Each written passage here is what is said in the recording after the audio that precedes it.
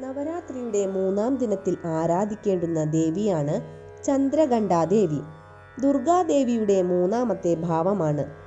ചന്ദ്രക്കലയുടെ ആകൃതിയിലുള്ള മണി തൻ്റെ നെറ്റിയിൽ ധരിച്ചതുകൊണ്ടാണ് ദേവിക്ക് ചന്ദ്രഘണ്ഠ എന്ന നാമധേയം ലഭിച്ചത്. കൂടാതെ മൃഗവാഹിനി, ചന്ദ്രിക, രാമചണ്ഡി എന്നുമെല്ലാം ദേവിക്ക് പേരുണ്ട്. ആധ്യാത്മിക ഉന്നതി നേടുന്നതിനും മഹത്വം, പ്രശസ്തി, ബഹുമാനം എന്നിവ ലഭിക്കുന്നതിന് ദേവിയെ പ്രാർത്ഥിക്കാം. സ്വർണ്ണ നിറമാണ് ദേവിക്കുള്ളത്.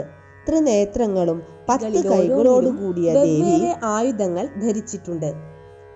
കടുവയാണ് ചന്ദ്രഘണ്ഠാ ദേവിയുടെ വാഹനം. സർവാഭീഷ്ടവരദായിനിയായ ദേവിയെ ധ്യാനിക്കുന്നതിലൂടെ പോസിറ്റീവ് എനർജിയും ഭക്തരിൽ നിറയുന്നു.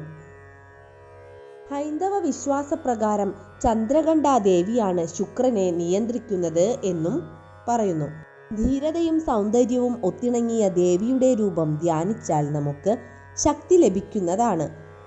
ഐതിഹ്യമായി ഇവിടെ പറയുന്നത് ശിവപാർവതിമാരുടെ വിവാഹ സന്ദർഭമാണ്.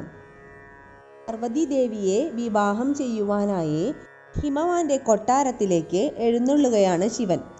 കൂടെ ശിവന്റെ വാഹനമായ നന്ദിയും ഭൂതഗണങ്ങളും പ്രേതങ്ങളും അഘോരികളും ഋഷികളും എന്നുവേണ്ട എല്ലാവരും കൂടിയാണ് കൊട്ടാരത്തിലേക്ക് എഴുന്നള്ളുന്നത്. ശിവന്റെ ഉഗ്രരൂപം കണ്ട പാർവതി ദേവിയുടെ അമ്മ അപ്പോൾ തന്നെ ബോധം കെട്ടു വീണു. ഇതറിഞ്ഞ പാർവതി ദേവി മാതാപിതാക്കന്മാരെയും ബന്ധുജനങ്ങളെയും ഭയത്തിൽ നിന്ന് രക്ഷിക്കുന്നതിനു വേണ്ടി ചന്ദ്രഘണ്ഠാ ദേവി രൂപമെടുത്ത് ശിവനെ ശാന്തമനോഹര രൂപത്തിലേക്ക് പരിവർത്തനം ചെയ്യിപ്പിച്ചു. മനോഹരവും ഏവർക്കും വശ്യവുമായ രാജകുമാരന്റെ രൂപം സ്വീകരിക്കുകയും ചെയ്തു. ദേവിയുടെ വാഹനം കടുവയായതുകൊണ്ട് കടുവയുടെ ഘോരഗർജനം രൗദ്രതയെയാണ് സൂചിപ്പിക്കുന്നത്. കോപം വന്നാൽ ദേവി ഉഗ്രസംഹാരമൂർത്തിയാണ്. എന്നാൽ ദേവി സൗമ്യതയും ശാന്തമായ ഭാവം കൂടി ദേവിക്കുണ്ട്.